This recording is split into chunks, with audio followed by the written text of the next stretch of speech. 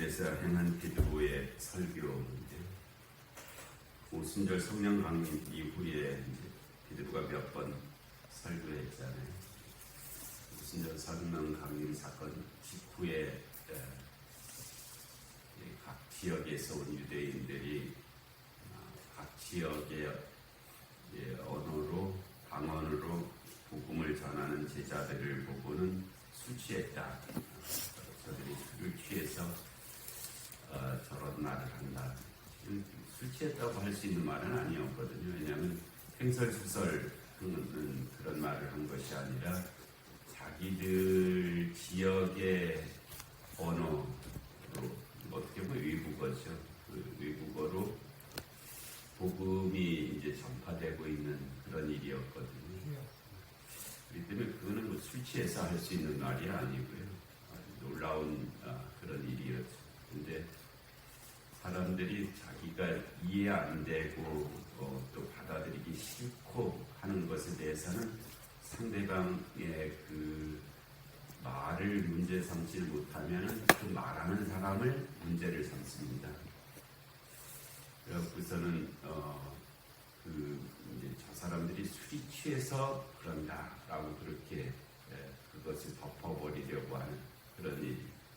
우리들도 어떤 사람이 옳은 말을 하고 뭐 좀 이러면은 그 옳은 말에 대해서 생각하고 고려하고 그거를 이제 어떻게 할 것이냐를 하지를 않고 그 옳은 말이 나한테 듣기 싫고 그리고 나한테 뭐고 반한다라고 그렇게 생각하면 그 말하는 사람을 문제 삼습니다.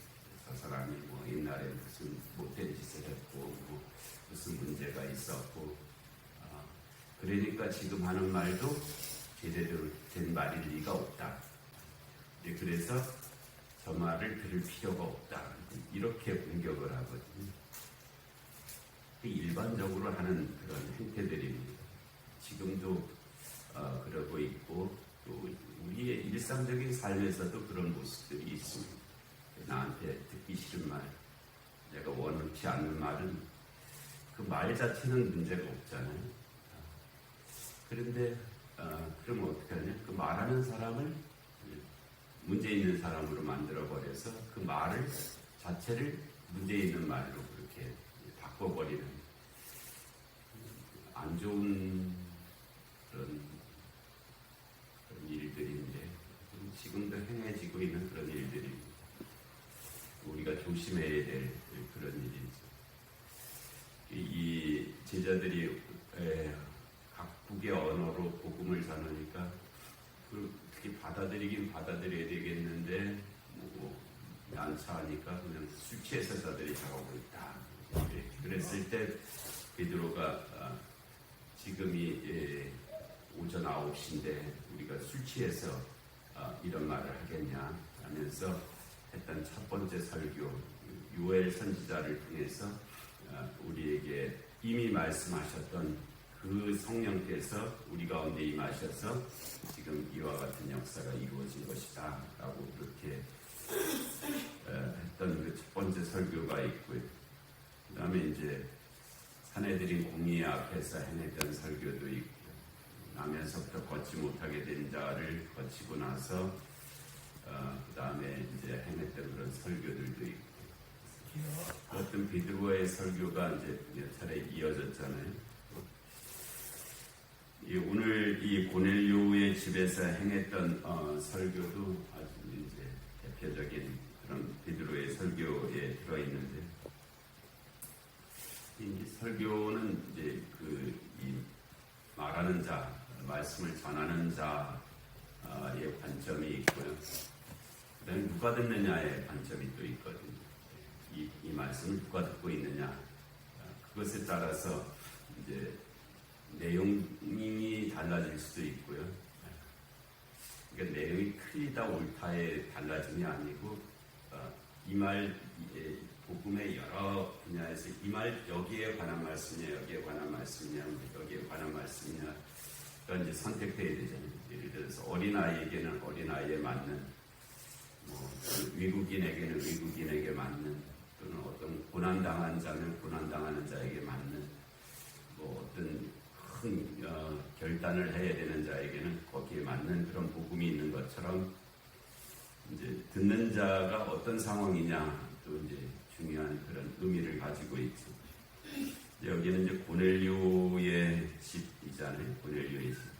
지금 모여 있는 사람들도 고넬료와 그 가족들과 하속들과 친척들과 친구들 뭐 이렇게 모여 있는데 고넬료가 이제 이방인이고 또 로마의 백부장이고 그러기 때문에 여기에는 유대인들보다는 이제 그런 개념의 사람들이 이제 있었을 것으로 이렇게 예상되는데 이제 베드로의 설교의 내용은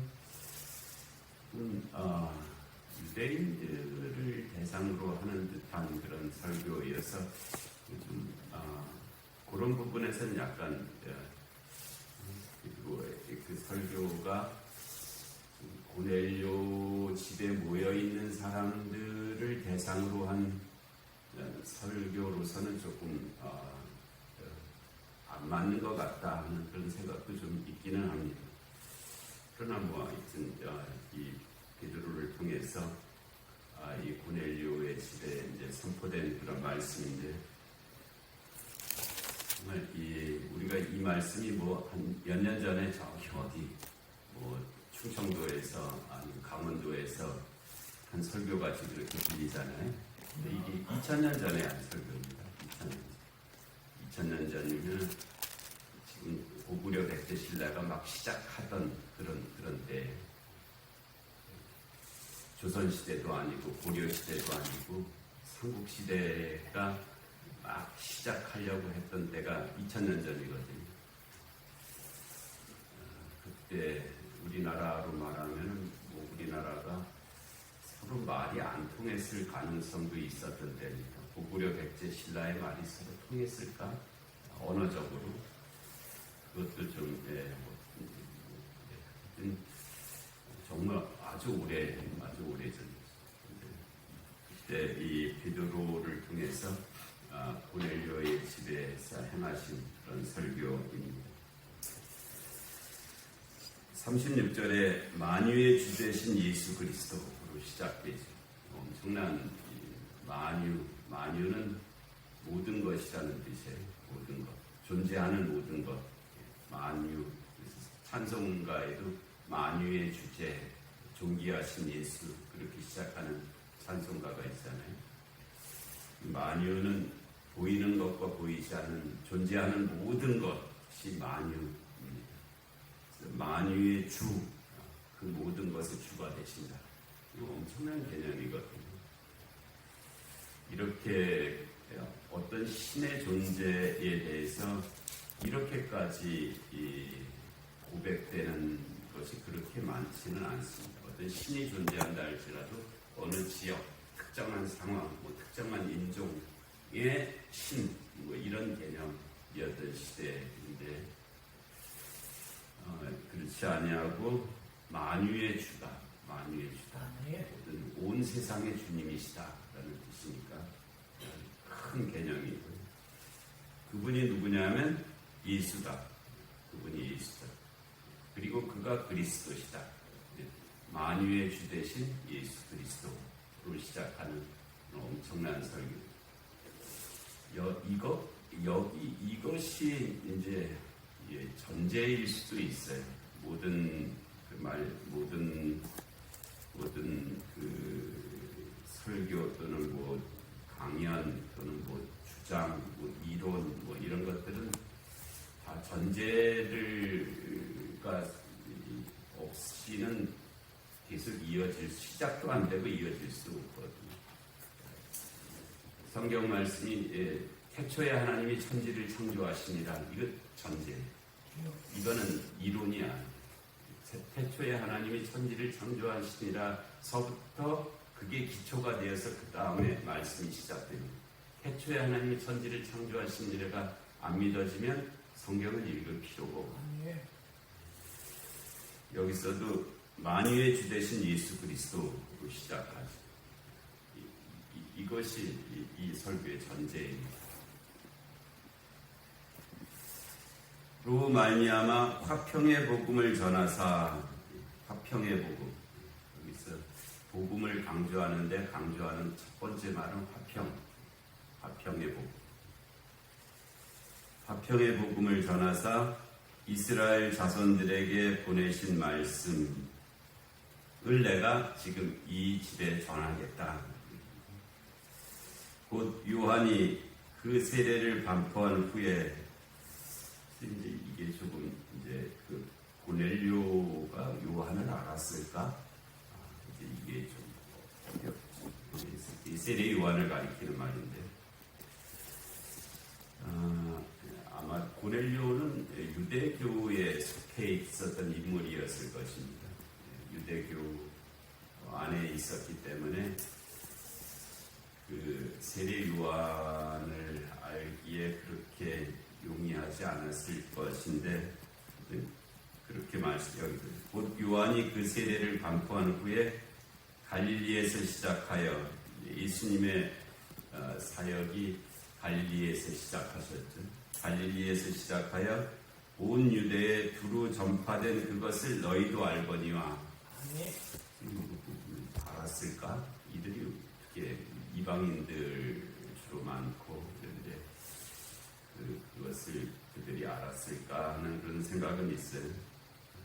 물론 이제 그 당시대였기 때문에 예수님의 사역이 3년, 공생의 3년이 있었잖아요. 그래서 뭐 이스라엘이 그렇게 큰 나라도 아니고 그래서 알았을 수도 있죠. 가이사라, 예루살렘, 가이사라가 좀 떨어져 있는 곳이긴 하지만 하여튼 그렇다는 것입니다. 이 복음은 요한이 세례를 반포하면서부터 시작된 그것이 이 복음의 시작이다. 그리고 그 복음은 갈릴리에서 시작하여 온 유대에 두루 전파되었다. 그 내용은 뭐냐면 하나님이 나사렛 예수에게 성령과 능력을 기름 붓듯 하신 일이다. 여기서도 이제 우리는 그 성부, 성자, 성령 하나님 삼위일체 신앙으로부터 모든 것을 생각하잖아요. 성부, 성자, 성령 하나님 이게 우리의 신앙의 사고의 틀의 가장 기본 얼개인데 이 당시에는 이 성부, 성자, 성령 삼위일체 신앙은 아직은 정립되지 않았을 때입니다.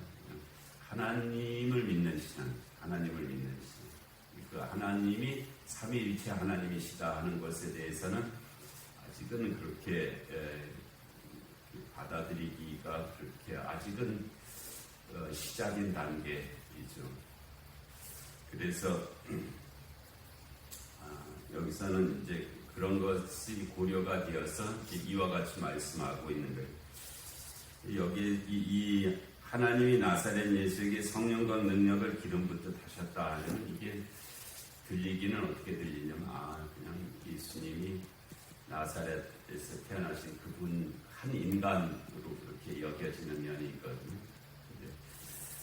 이것은 나중에 이제 그 삼위일체 하나님에 대한 고백으로 이제 이어지는 그런 과정 속에 있기 때문에 그렇습니다. 하나님이 나사렛 예수에게 성령과 능력을 기름 붓듯 하셨음에 그가 두루 다니시며 선한 일을 행하시고 그리고 마귀에게 눌린 모든 사람을 고치셨으니 여기서 선한 일은 병자를 고치신 일을 주로 말씀하시는 그런 내용입니다. 또 마귀에게 눌린 모든 사람도 고치셨고 이는 하나님이 함께 하심으로 말미암아 되어진 일이다. 그래서 당신들이 혹시 나사렛 예수에 대해서 어떻게 들었는지 모르겠는데 근데 이제 고넬료는 로마의 백부장이잖아요. 로마인들에게 있어서는 나사렛 예수는 반역자로 십자가에 처형된 사람이죠. 그렇게 이 로마인들에게는 로마에 속한 사람들에게는 당연히 그렇게 들렸을 것이고 그렇게 전해졌을 것입니다. 나사렛 예수라는 자가 있었는데 그가 반역을 꿈꾸다가 십자가에서 처형되었다. 그것이 이제 로마인들에게 전파된 나사렛 예수죠. 그래서 지금 이 베드로는 고넬료가 이제 로마의 백부장이잖아요. 그 나사렛 예수가 그런 분이 아니다. 그런 분이 아니고 하나님께서 그에게 성령과 능력을 기름 붓듯 하신 분이시고 그가 이와 같은 선한 일을 행하시고 마귀에게 눌린 자를 고치셨고 또 하나님이 함께 하셨던 분이었다라고 이제 이 말씀이 시작되고 있습니다. 우리는 유대인의 땅과 예루살렘에서 그가 행하신 모든 일의 증인이라. 그 일들에 대해서 당신이 어떻게 들었는지 모르지만 들은 바가 있겠지만 우리가 증인이다 라고 그렇게 말씀. 그를 그들이 나무에 달아 죽였으나 그렇죠. 십자가에 처형했잖아요. 반역죄로 처형한 것입니다. 그런데 하나님이 사흘 만에 다시 살리셨다. 누가 안 믿었어요. 그냥 믿는 사람들이 그렇게 많지 않았습니다. 아주 일부 하나님이 택한 사람들만 믿었지 대다수의 사람들은 믿지 않았던 일입니다. 그런데 우리가 증인인데 무엇에 대한 증인이냐면 그가 사흘 만에 부활하셨다는 것에 대한 증인이다. 베드로가 증인. 내가 그 증인이다. 모든 백성에게 하신 것이 아니요 오직 미리 택하신 증인.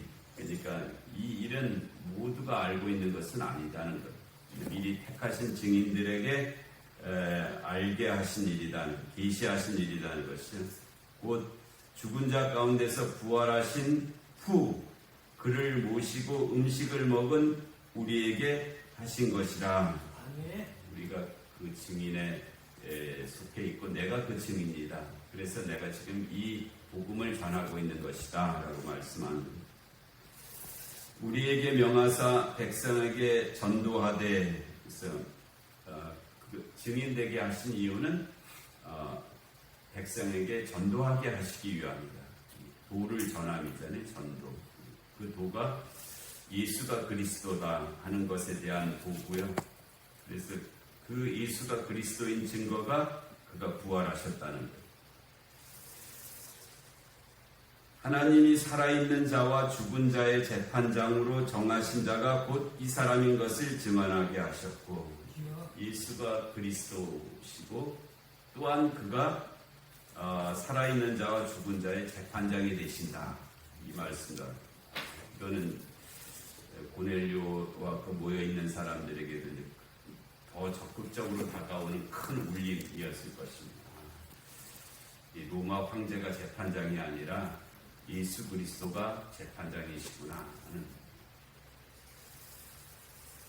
그에 대하여 모든 선지자도 증언하되 그를 믿는 사람들이 다 이제 여기서 모든 선지자도 증언하되 이것은 이제 고넬료도 유대교에 속해 있었기 때문에 이 선지자 개념에 대해서는 어느 정도 알고 있었을 것이고요. 그를 믿는 사람들이 다 그의 이름을 힘입어 죄사함을 받는다 하였느니라. 그래서 이제 구세주의 개념이 여기에 마지막으로 죄사함이 로마 황제가 사면해서 죄가 사해지는 것이 아니라 예수 그리스도를 통해서 죄사함이 이루어지는 것이다. 예수가 그리스도신데 그 증거가 그가 부활하셨다는 것이다. 그리고 그는 우리 모두의 재판장이 되시며 또 우리 모두의 구세주가 되신다 하는 것이 이 베드로가 고넬료의 집에서 행한 그 어찌 보면 이제 마지막 설교입니다. 마지막 설교였고요. 이 설교를 통해서 이제 고넬료의 집에 성령이 임하시고 이제 거기서 그 다음에 역사가 이루어졌을 터인데 베드로를 통해서 우리에게 주신 말씀 우리의 신령에도 다시 들려지기를 원하고 이 복음의 증인되는 우리 모두가 되게 하실 줄로 믿습니다. 내려오신 하나님 아버지, 오늘도 귀한 새벽을 저희가 허락하시고 2000년 전에 베드로를 통해서 고넬료의 집에 말씀하셨던 그 말씀을 듣게 하시니 하나님 참으로 감사합니다. 저희들의 심령에도 이 말씀이 들려지게 하시고 믿어지게 하시고 또 이 말씀에 증인되는 삶을 살아가는 저희들 모두가 되게 하여 주시옵소서. 하나님 아버지, 오늘도 영육간의 공고한 하나들을 긍휼히 여겨 주옵시고 이 나라 이 민족 가운데 주님의 공의와 정의가 임하게 하여 주옵시고 전쟁과 기근과 질병과 재난의 땅들 가운데 주의 긍휼하심이 함께하여 주시옵소서. 하나님, 오늘 금요 기도와 또 하나님 주일을 준비하는 모든 일들 가운데 주의 은혜가 함께하여 주옵시고 또 이 새벽의 기도 가운데도 은총의 은총을 더하여 주시옵소서. 이 예수님의 이름으로 기도하옵나이다. 아멘.